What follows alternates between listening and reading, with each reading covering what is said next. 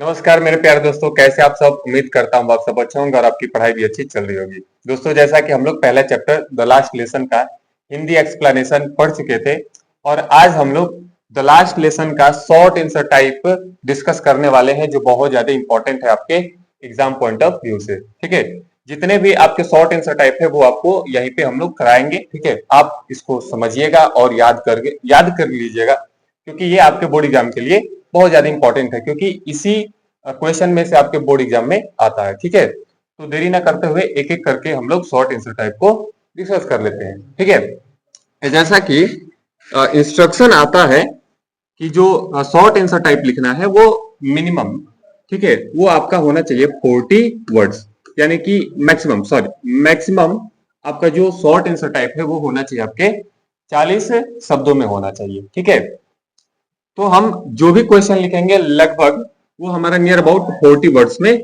Complete हो जाएगा। ठीक है, अब देखिए, आइए एक एक करके हम लोग सारे क्वेश्चन आंसर को देखते हैं। ठीक है,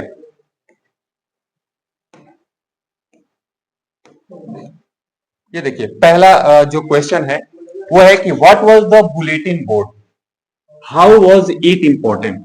ठीक है, कह रहे कि बुलेटिन बोर्ड क्या था, बुलेटिन बोर्ड क्या था, हाउ वाज इट इंपॉर्टेंट, और ये कैसे महत्वपूर्ण था। जैसा कि हम लोग जब हिंदी एक्सप्लेनेशन देख रहे थे तो उसमें ये बताता है कि बुलेटिन बोर्ड क्या था और वो किस तरीके से इंपॉर्टेंट था, महत्वपूर्ण था। ठीक है, तो देखिए इसका जो आंसर है वो हम लोग लगभग 40 वर्ड्स में देने का प्रयास किए हैं। ठीक है, तो लगभग 40 वर्ड्स, इससे ज्यादा भी हो सकता है, इससे कम भी हो सकता है, मतलब एग्जैक्टली 40 वर्ड्स नहीं होगा। ठीक है, अब देखिए कि बुलेटिन बोर्ड क्या था और यह कैसे इंपॉर्टेंट था।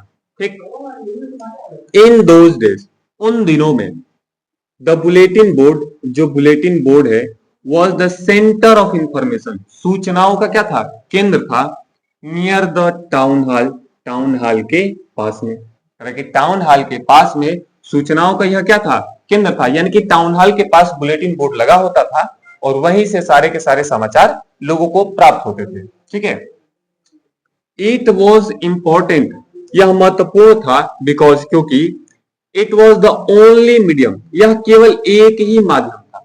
अब यह जो कैसे किस प्रकार से इंपॉर्टेंट था भाई, तो ये इसलिए इंपॉर्टेंट था क्योंकि यह केवल माध्यम था टू कन्वे द मैसेज, कि संदेश को पहुंचाने का। ठीक है, लाइक द लॉस्ट बैटल, कि हारा हुआ युद्ध, द ड्राफ्ट संदेश, and the order of the commanding officer, कि और नियंत्रक अधिकारी के आदेश इटीसी, यानी कि ऐसे सारे के सारे जो समाचार है, ठीक है, वो लोगों को क्या होते थे, पहुंचाए जाते थे, और वो केवल एक ही माध्यम था, वो था बुलेटिन बोर्ड। ठीक है, और इस तरीके से ये जो बुलेटिन बोर्ड है क्या था, इंपॉर्टेंट। ठीक है, अब आइए दूसरा हम लोग क्वेश्चन देखते हैं। अब देखिए दूसरा क्वेश्चन क्या है जी, कह रहे कि व्हाट डिड एम हेमिल से, एम हेमिल क्या बोले, व्हेन, जब, French reached to the school, जब फ्रेंच रिच्ड यानी कि स्कूल पहुंचा, यानी कि जब फ्रेंच जो छोटा नन्हा सा बालक था वो स्कूल पहुंचा, तो जो उसके जो टीचर थे एम हेमिल, वो क्या बोले। ठीक है, तो ये देखते हैं, when French reached to the school, जब फ्रेंच स्कूल पहुंचा, एम हेमिल saw him, तो एम हेमिल उसे देखे। ठीक है, एंड सेड वेरी काइंडली, और बड़े दयालुता से बोले, to go to his place quickly, तेजी से जल्दी से उसके स्थान पर जाने के लिए, एंड और they had been beginning without him, और जो उसके टीचर एम हेमिल थे उस दिन की जो पढ़ाई है उसके बिना ही शुरू करने वाले थे। ठीक है, यही बात एम हेमिल उस फ्रेंच से बोलते हैं। ठीक है, तो ये रहा पहला और ये रहा आपका दूसरा क्वेश्चन आंसर। ठीक है, आइए देखते हैं हम लोग तीसरा और चौथा क्वेश्चन आंसर। अब देखिए जो तीसरा क्वेश्चन है वो है कि what did M Hamel speak, M Hamel क्या बोले फर्स्ट, सबसे पहले, इन द क्लास, की कक्षा में, दैट डे, उस दिन, about the last lesson, last lesson के बारे में, लास्ट लेसन के बारे में एम हेमिल सबसे पहले उस दिन क्लास में क्या बोले। ठीक है, तो अब देखिए जो एम हेमिल है वो क्या बोले होते हैं, M Hamel said addressing his children, अब जो एम हेमिल है अपने बच्चों को एड्रेसिंग यानी कि संबोधित करते हुए बोलते हैं दैट की it was the last lesson, यह अंतिम अध्याय है, ठीक है, ये अंतिम अध्याय था। ही वुड गिव हिम, जो आज वो उनको देंगे, यानी कि जो एम हेमिल है वो बच्चों से कहते हैं कि बच्चों, ठीक है, आज जो मैं तुम लोगों को पढ़ाने वाला हूं ये क्या है, अंतिम अध्याय है। The order had come from Berlin, अब जो आदेश है वो बर्लिन से आ चुके हैं, टू टीच, पढ़ाने के लिए, जर्मन, जर्मन भाषा in the school of Alsace या एल्जेक एंड लोरिन, और लोरिन के, कि एल्जेक या अल्सास और लोरिन के स्कूलों में जर्मन लैंग्वेज पढ़ाने के लिए आदेश आ चुके हैं। The new master would come next day, और अगले दिन जो नए नए अध्यापक है वो आ जाएंगे। That was their last French lesson, और यह जो है उन लोगों का अंतिम फ्रांसीसी अध्याय था।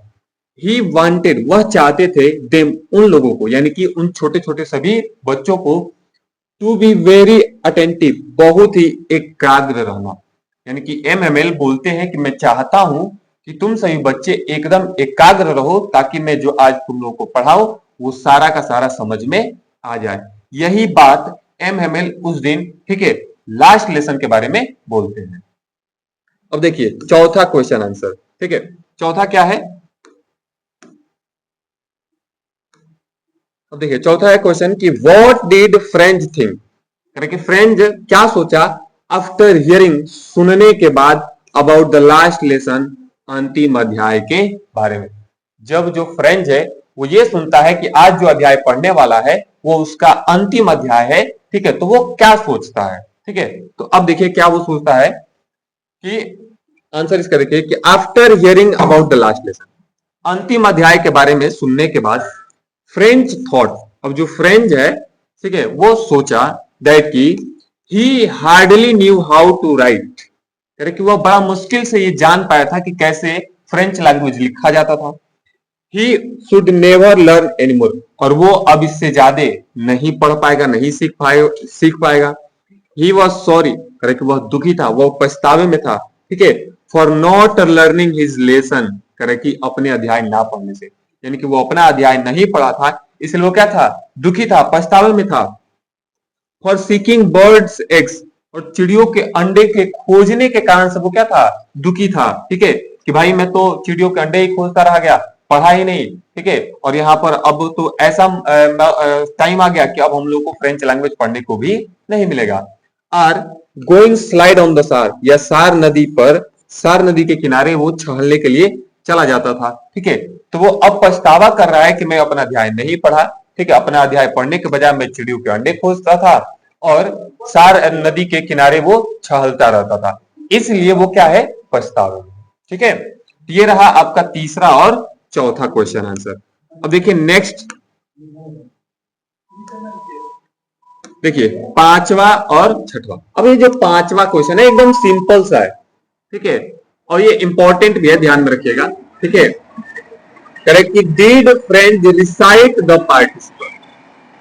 अब सिंपल सा क्वेश्चन है कि कह रहा है कि क्या जो फ्रेंच है उसने पार्टिसिपल को दोहराया था, हाउ, और दोहराया था तो कैसे, कि क्या फ्रेंच पार्टिसिपल को दोहराया था और दोहराया था तो कैसे। अब देखिए इसका आंसर है नो। अब हम लोग पढ़े थे, जब इसका हिंदी एक्सप्लेनेशन इस चैप्टर का पढ़ रहे थे, तो हम लोग ये पढ़ते हैं कि जो फ्रेंच है, ठीक है, वो पार्टिसिपल के नियमों को, उन भयावह नियमों को, ड्रेडफुल नियमों को वो रिसाइट नहीं कर पाता है, दोहरा नहीं पाता है। French did not recite the participle, यानी कि फ्रेंच ने पार्टिसिपल के नियमों को दोहराया नहीं था। ही ट्राइड टू रिसाइट, वह प्रयास किया था दोहराने का, ऐसा नहीं कि उसने प्रयास नहीं किया था, उसने प्रयास किया था दोहराने का।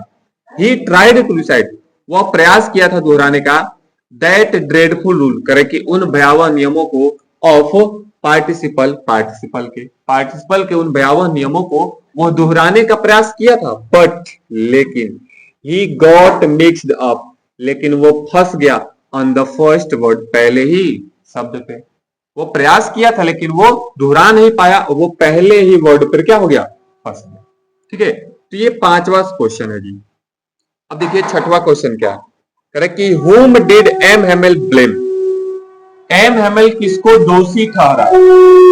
ठीक है, करेक्ट कि एम हेमल किसको दोषी ठहराए for the ignorance in studies या निग्लेंस इन स्टडीज? करेक्ट कि पढ़ाई में ध्यान या नजरअंदाजी के लिए? करेक्ट कि पढ़ाई में ध्यान न देने के लिए या नजरअंदाजी के लिए जो एम हेमल है वो किसको दोषी ठहराए, वाई और क्यों? ठीक है, जब इसका हम लोग आंसर लिखेंगे तो बहुत देखना पड़ेगा कि वो कौन कौन से लोग हैं जिनके कारण से, ठीक है, ये जो बच्चे हैं ये फ्रेंच लैंग्वेज पढ़ नहीं पाते। ठीक है, अब देखिए इसका आंसर क्या है। फर्स्टली, सबसे पहले, फॉर द इग्नोरेंस स्टडीज, पढ़ाई में नजरअंदाजी के लिए, M Hemal blame, M Hemal दोषी ठहराए द स्टूडेंट्स, विद्यार्थियों को। सबसे पहले तो दोष किनका था? विद्यार्थी का था, बिकॉज क्योंकि दे डिलेड द स्टडी, क्योंकि वो पढ़ाई में देरी कर दिए। मतलब कि एक तो वो पढ़ना नहीं चाहते थे, स्कूल आते थे वो भी देरी से आते थे। ठीक है, तो वो पहले वो दोष ठहराते हैं उन स्टूडेंट्स का जो पढ़ना नहीं चाहते थे, यानी कि पढ़ाई में देरी कर दिया, यानी कि वो देर से स्कूल आते थे। देन तब ही ब्लेम्ड देयर पेरेंट्स, तब उनके माता पिता को दोषी ठहराए, बिकॉज क्योंकि दे वर नॉट एंजस एरफ, क्योंकि वो पर्याप्त मात्रा में उतने उत्सुक नहीं थे टू हैव देम लर्न, उन लोगों को पढ़ाने के लिए। उन लोगों को पढ़ाने के लिए उनके माता पिता भी उतने उत्सुक नहीं थे। एंड और preferred them to work on a farm or at the mill. ठीक है, और इसके बजाय वो उन सभी लड़कों को किसी फार्म पर, ठीक है, और किसी मिल्स पर यानी किसी दुकान पर, किसी कारखाने में, किसी शॉप पर वो काम पर रख दिए ताकि उन लोगों के पास थोड़ा सा पैसा और अधिक आ जाए। एंड देन, और तब ही ब्लेम्ड हिमसेल्फ टू, और वो खुद को भी दोषी ठहराए, ठीक है, फॉर गिविंग देम हॉलीडेज, करे कि छुट्टी देने के कारण से। अब छुट्टी देने के कारण से जो एम हेमल है वो खुद को भी क्या किए, दोषी ठहराए कि जब उनको पढ़ाना था, ठीक है, तो वो बच्चों से फूलों में पानी डलवाया करते थे, और जब उनको मछली मारने जाना था, ठीक है, तो वो बच्चों को क्या करते थे, हॉलीडे दे दिया करते थे, छुट्टी दे दिया करते थे। ठीक है, और इसके बजाय वो पढ़ाते नहीं। ठीक है, इसलिए वो खुद को भी क्या करते हैं, दोषी ठहराते हैं। ठीक है, तो ये रहा पांचवा और छठवा। अब देखते हैं सातवां और इसका आठवां क्वेश्चन आंसर। हाँ जी, देखिए अब जो सातवां क्वेश्चन है, करेक्ट कि व्हाट डिड एम हेमल से, एम हेमल ने क्या कहा अबाउट द लैंग्वेज, करेक्ट कि भाषा के बारे में, एंड और इट्स इंपॉर्टेंस, और इसके महत्व के बारे में। करेक्ट कि भाषा और उसके महत्व के बारे में जो एम हेमल है वो क्या बोले। ठीक है, तो इसका जो आंसर है वो देखिए, M Hemal said that, M Hemal ये कहे कि द फ्रेंच लैंग्वेज, जो कि फ्रांसीसी लैंग्वेज है, जो फ्रांसीसी भाषा है, was the most beautiful language in the world, इस संसार की सबसे सुंदर भाषा है। ठीक है, द क्लियरेस्ट, एकदम साफ यानी कि स्पष्ट, द मोस्ट लॉजिकल, एकदम तार्किक। यह संसार की सबसे सुंदर भाषा है जो एकदम क्लियर है, स्पष्ट है और एकदम तार्किक है। ठीक है, और हर किसी को अपनी भाषा एकदम अच्छी लगती है क्योंकि वो उनको आती है। ठीक है, ही फर्दर सेड दैट, कि आगे उन्होंने ये भी कहा कि they must guard it among them, कि वे लोग, सॉरी, दे मस्ट गार्ड, उन लोगों को बचा के रखना चाहिए, इट, इस भाषा को, अमॉन्ग देम, कि उन सभी के बीच में, कि अपने सभी लोगों के बीच में उस भाषा को बचा के रखना चाहिए। ठीक है, एंड और नेवर फॉरगेट इट, और इसे कभी भूलना नहीं चाहिए, यानी कि उस भाषा को खुद के अंदर, अपने सभी लोगों के अंदर बचा के रखना चाहिए और कभी भूलना नहीं चाहिए। बिकॉज क्योंकि when a people are enslaved, कि जब कोई राष्ट्र गुलाम हो जाता है, as long as they fast, sorry, hold fast to their language, और जितने लंबे समय तक और जितने मजबूती के साथ वे अपनी भाषा को पकड़ के रखते हैं, it is as if they had the key to their, sorry, prison.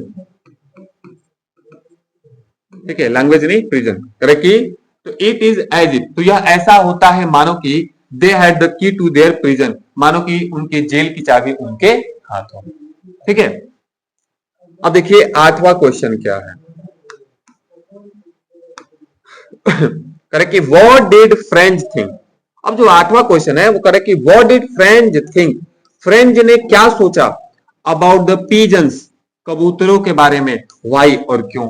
अब जो छोटा सा लड़का फ्रेंच था वो कबूतरों को लेकर क्या सोचता है और क्यों सोचता है, ठीक है। अब देखिए इसका जो आंसर है वो है कि French thought about the pigeons, कि जो फ्रेंच है वो कबूतरों के बारे में सोचा, दैट की इफ दे, यानी कि यदि वे, यानी कि जर्मन लोग, would make them sing in German, कि क्या जो जर्मन के लोग हैं उन कबूतरों से भी जर्मन भाषा में गुटरगू करवाएंगे। ही थॉट, वह सोचा, सो ऐसा, व्हेन जब, he heard the pigeons could very low on the roof, कि वो इस बात को तब सोचा जब वो कबूतरों को छत पे धीरे धीरे गुटरगू करते हुए सुना, ठीक है। कि क्या जो कबूतर जो अभी बोल रहे हैं गुटरगू कर रहे हैं धीरे धीरे, क्या ये जो जर्मनी के लोग जो हम लोगों को जर्मन भाषा पढ़ने के लिए मजबूर कर रहे हैं, तो क्या इन कबूतरों से भी वो जर्मन भाषा में गुटरगू करवाएंगे। ऐसा जो छोटा लड़का है वो क्या करता है, सोचता है, ठीक है। तो ये रहा जी आपका 8वां क्वेश्चन आंसर, ठीक है। 9 और 10 ये, हाँ जी एक चीज ध्यान में रखिएगा आप लोग कि ये जो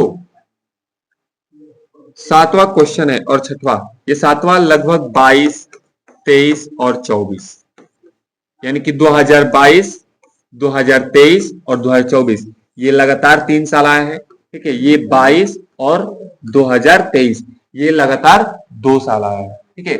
ये जो दोनों क्वेश्चन आंसर है, ठीक है, ये बहुत ज्यादा इंपॉर्टेंट है, आप इसको थोड़ा बढ़िया से समझ के रखिएगा, ये आपके एग्जाम पॉइंट ऑफ व्यू से बहुत ज्यादा इंपॉर्टेंट है, ठीक है।